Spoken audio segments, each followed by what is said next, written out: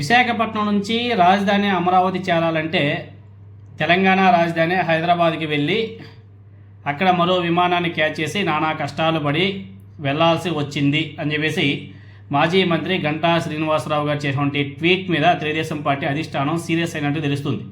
Serious అయిందంట. ఎందుకంటే ఆయన ట్వీట్ చేశాడు, ఆంధ్ర టు ఆంధ్ర వయా తెలంగాణ అని చెప్పేసి ట్వీట్ చేశాడు. అది బాగా వైరల్ అయింది. కూటమి ప్రభుత్వ ప్రతిష్టను దిగజార్చేలా సోషల్ మీడియాలో గంటా గారు పెట్టినటువంటి పోస్ట్ ఉందని చెప్పేసి తెలుగుదేశం పార్టీ అధిష్టానం నారా చంద్రబాబు నాయుడు గారు, లోకేష్ నాయుడు గారు వీళ్ళంతా కూడా ఆగ్రహం వ్యక్తం చేశారంట. దీనికి సంబంధించి తెలుగుదేశం పార్టీ సీనియర్ నాయకులు గంటాకు ఫోన్ చేసి తమ అసంతృప్తిని వ్యక్తం చేసినట్టు కూడా తెలుస్తుంది. మంత్రిగా కూడా పనిచేసినటువంటి గంటా శ్రీనివాసరావు గారికి ఏ విషయాలు బహిరంగంగా చెప్పాలి, ఏమి చెప్పకూడదనే విచక్షణ కూడా లేదా అని చెప్పేసి తెలుగుదేశం పార్టీ నేతలంతా కూడా ప్రశ్నిస్తున్నారంట. ఉద్దేశపూర్వకంగానే గంటా గారు ఎక్స్లో పోస్ట్ పెట్టినట్లు తెలుగుదేశం పార్టీ నాయకులంతా కూడా అభిప్రాయపడుతున్నారంట. తమ పార్టీకే చెందినటువంటి శ్రీకాకుళం ఎంపీ రామ్మోహన్ నాయుడు విమానయాన శాఖ మంత్రి అనేసి తెలిసి కూడా ఆయన దృష్టికి సమస్య తీసుకెళ్లకుండా ఇలా సోషల్ మీడియాలో అభిప్రాయాన్ని బహిరంగపరచడం ఎంతవరకు సమంజసమని చెప్పేసి తెలుగుదేశం పార్టీ అధిష్టానం మొత్తం కూడా అంటే సీనియర్ నాయకులంతా కూడా గంటా గారి మీద తీవ్రంగా కోపంగా ఉన్నారంట. తీవ్ర కోపంగా రగిలిపోతున్నారంట.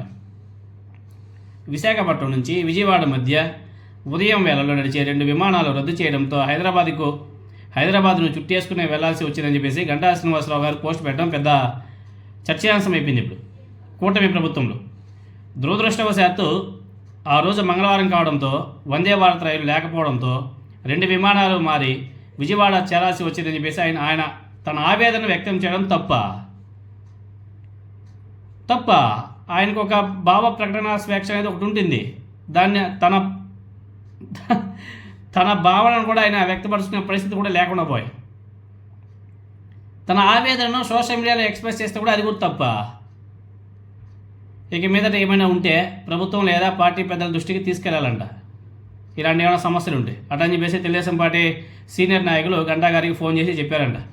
ఇలా మీ ఇష్టానుసారం మీరు ట్వీట్లు చేస్తే కుదరదు, మీకు ఏమైనా ఇబ్బంది అయితే మాకు ఫోన్ చేయండి, మా బాబు గారికి ఫోన్ చేయండి, మా చిన్నబాబుకి ఫోన్ చేయండి, అంతేగాని మీ ఇష్టంగా మీరు సోషల్ మీడియాలో పోస్ట్ పెడతారంటే మంచిగా ఉండదని చెప్పేసి వార్నింగ్ ఇచ్చారంట గంటా గారికి.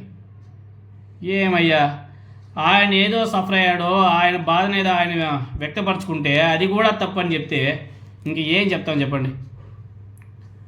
కేంద్ర విమానయాన శాఖ మంత్రి మన రామ్మోహన్ నాయుడే కదా, మన ఎంపీ గారే కదా, మన తెలుగుదేశం పార్టీ ఎంపీ గారే కదా, ఆయన చెప్పకుండా మీరు ఎక్స్లో ట్వీట్ చేయడం ఏంటని చెప్పేసి కూడా ప్రశ్నిస్తున్నారు.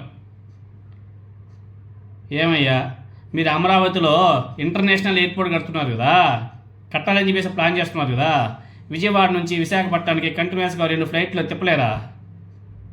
కేంద్ర విమానయాన శాఖ మంత్రి మన ఏపీకి చెందినటువంటి వ్యక్తే కదా, మన తెలుగుదేశం పార్టీ బిడ్డే కదా,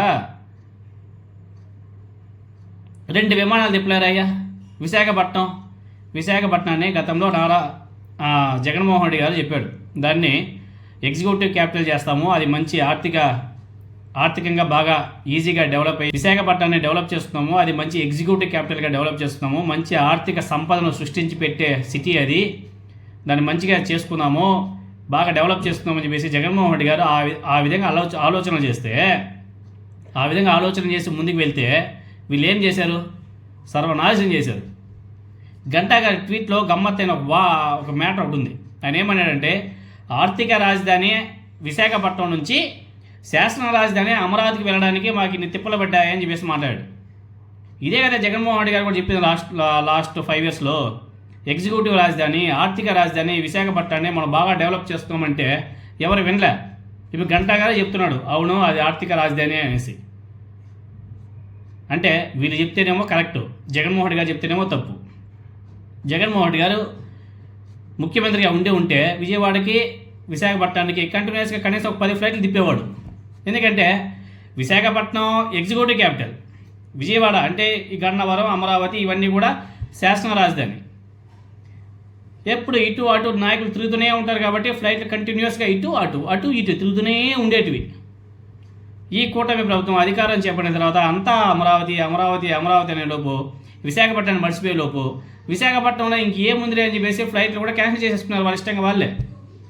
ఏం నడుపుతా ఇంకా విజయవాడలో ఏముంది, అక్కడ ఏమీ లేదు, ఎవరికో వెళ్ళడం లేదు, ట్రావెల్ చేయట్లేదు.